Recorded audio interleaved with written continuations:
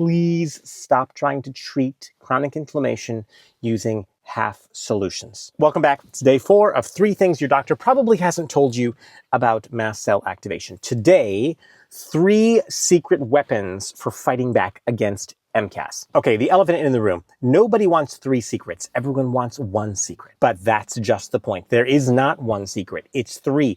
And anyone trying to treat you or help you manage your MCAS without all 3 is wasting your time. So let's get into it. What are the 3 must-haves of every successful MCAS management program? Number 1, remove triggers. MCAS always starts with a trigger. The trick is knowing how to manage the trigger because not all triggers are created equal. Mast cell activation syndrome is, of course, an overreaction, which means that your body is going to respond to legitimate threats and it's going to respond to illegitimate threats. How you know which is a subject too complex for this video. But for now, suffice it to say, if there's a trigger and you haven't removed or managed it first, then as faithful as you might be with the rest of your treatment, you're never actually going to make forward progress. If there's a fire, starve the fire of food. Number 2, once you have removed or are responsibly managing all the triggers, you need to stabilize the mast cells.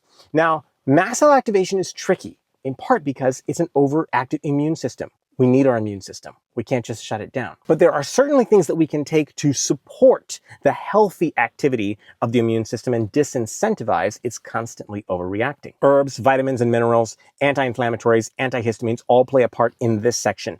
You want to calm the mast cells as much as possible so they don't keep feeding into the problem. Number 3, last but most commonly overlooked, calm the nervous system. If every mast cell in your body is a foot soldier in this war, then the central nervous system is the supply and communications route. You can't get rid of the soldiers. You can control them through the nervous system. This is not a conclusion that many people jump to because, of course, we're talking about an immunological condition. So we try to treat it immunologically. There's a reason why most autoimmune diseases are considered incurable, and that is that the immune system itself is very difficult to treat, but we can treat the nervous system. So after we've removed triggers and stabilized the mast cells, we're going to focus all of our attention on the nervous system. And we're going to calm the nervous system by stress management, brain retraining, exercise, breath work, vagus nerve stimulation, and a host of other modalities. Again, if it feels like a waste of time, it's like, oh, I have pain in my knees. Why are you telling me to breathe? It's because effective management